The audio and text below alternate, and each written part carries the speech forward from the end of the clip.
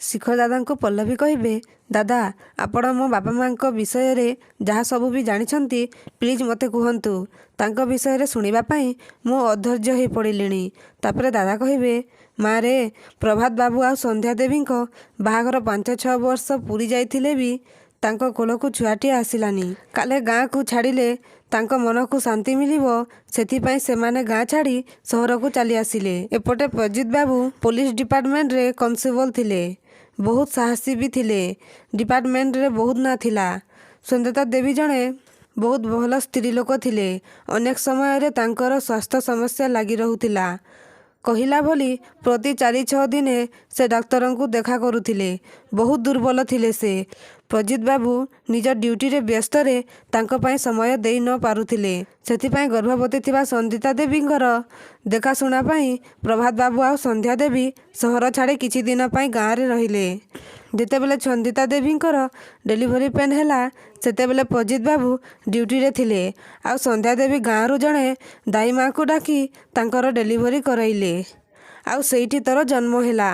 ପୁଣି କହିବେ, ହେଲେ କଷ୍ଟ ସହି ନ ପାରି ସିଏ ତୋତେ ଜନ୍ମ ଦେଲା ପରେ ତୋ ମାଆର ମୃତ୍ୟୁ ହେଇଗଲା।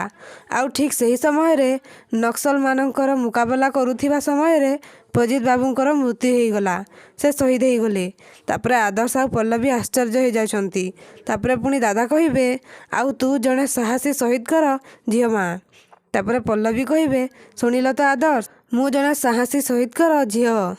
ତାପରେ ଆଦର୍ଶ କହିବେ, ହଁ ପଲ୍ଲବୀ, ମୋତେ ମୋ ଶାଶୁ ଶ୍ୱଶୁରଙ୍କ ପାଇଁ ନିଜକୁ ଗର୍ବ ଲାଗୁଛି କି ମୁଁ ଜଣେ ସାହସୀ ଶହୀଦଙ୍କର ଝିଅକୁ ବାହା ହେଇଛି। ସତରେ ପଲ୍ଲବୀ, ମୁଁ ନିଜକୁ ବି ଗର୍ବ ଲାଗୁଛି। ତାପରେ ଦାଦା କହିବେ, ଭଗବାନଙ୍କର କି ବିଚିତ୍ର ସଂଯୋଗ ମା। ତେଣୁ ସେଇଠି ପ୍ରଭାତ ବାବୁ ଆଉ ସନ୍ଧ୍ୟା ଦେବୀ ତୋତେ ତାଙ୍କ କୋଳକୁ ନେଇଗଲେ। କାଳେ ତୋତେ କଷ୍ଟ ହେବ ସେଥିପାଇଁ ଆଜି ପର୍ଯ୍ୟନ୍ତ ସତକୁ ତୋ ପାଖରେ ଲୁଚେଇ ରଖିଥିଲେ।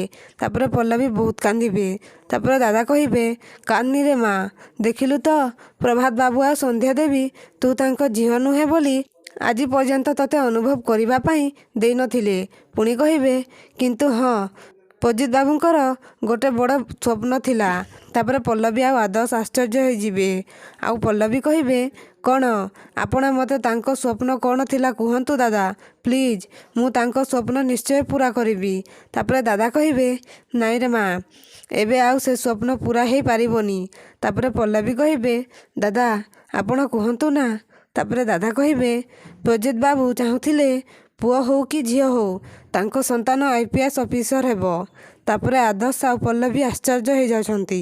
ତ ଦର୍ଶକ ବନ୍ଧୁ, ଆଗକୁ କ'ଣ ହେବ ଜାଣିବା ପାଇଁ ଆମ ଚ୍ୟାନେଲକୁ ସବସ୍କ୍ରାଇବ୍ କରନ୍ତୁ।